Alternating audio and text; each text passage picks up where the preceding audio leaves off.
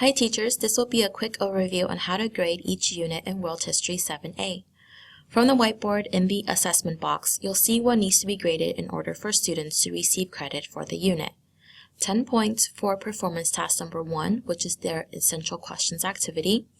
40 points for performance task number 2, this is the main project for the unit, and in unit 2 it is their essay outline and infographic. 20 points for workbook completion. 30 points for the unit test for a total of 100 points. The way that these point values are broken down, this is going to be exactly the same across all units in this class. So the workbook completion component, this is something new for the class, so let me walk you through it how to grade for workbook completion. Every unit of World History 7 is structured the same way. The first lesson, it is the intro lesson. The middle lessons are the content lessons, and the last lesson is where all the graded assignments are. For workbook completion, you will only be grading the middle content lessons, not this first one you see here, or the last lesson of the unit. So let's flip through the workbook to our first content lesson. And in Unit 2, it is Lesson 7, Life in Medieval Towns. So after this lesson splash page, you'll see at the beginning of each content lesson, we have included a Learning Targets page. This is to help students and teachers to hone in on the content and the skills that would be covered in each lesson. So when we flip through the bulk of the content lesson, you'll see what we have included at the end, which is kind of like an exit slip activity that you might find in a classroom setting. This exit slip activity is basically taken verbatim of the Learning Targets page, where students can check whether or not they have indeed learned their content and are comfortable with doing certain skills. It also provides a space where students can write down what they need help in, so you may be able to provide more targeted support. On the bottom of this activity, you'll see a mini rubric for workbook completion. It is divided into 3 emoji categories. You have sad face, neutral face, and happy face, and these translate into the categories listed below, where you will be grading students based on completion, effort, and accuracy of their work from this lesson.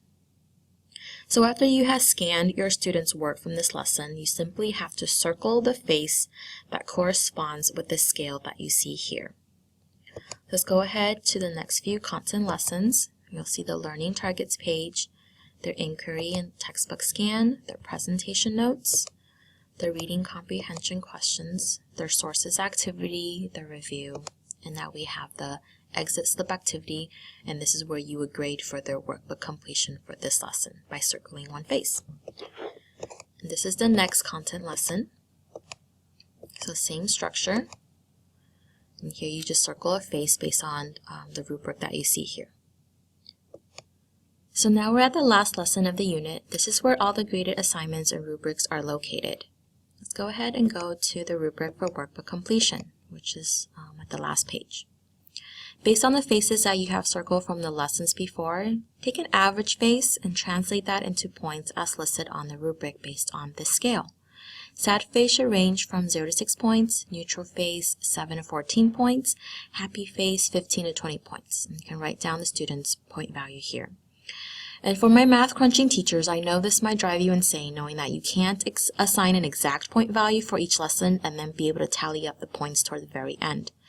The reason why we have chose to do this emoji representation in the rubric is because some units might have more or less content lessons than others. So it becomes confusing when we're trying to allocate exactly how many points per lesson when each unit may differ in the amount of content lessons it has. Therefore, in order for us to be more flexible in the grading, these mini rubrics are used to hopefully make it faster and easier for you to grade. So you only have to translate once into points at the very end. Now, when you're paring down a unit alongside with the minimum workbook pages that need to be included in the sample, make sure to rip out the entire last lesson with all the grayed out pages. So performance task number 1, the student's work is here and you use the rubric here. Performance task number 2, make sure you use this rubric and attach their major project. So for Unit 2, it is their essay outline and infographic. For workbook completion, you just have to include this last page. You do not need to include those mini rubrics that you've completed previously in those content lessons before. Just this last page for the main rubric. And we have checked this information with the QR department, so we're good to go on that front.